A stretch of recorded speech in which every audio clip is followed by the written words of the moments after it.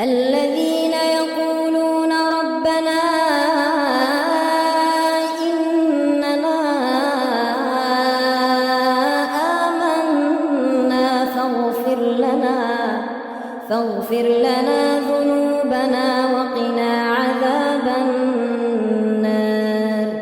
الصابرين والصادقين والقانتين والمنفقين والمستغفرين بالأسحار.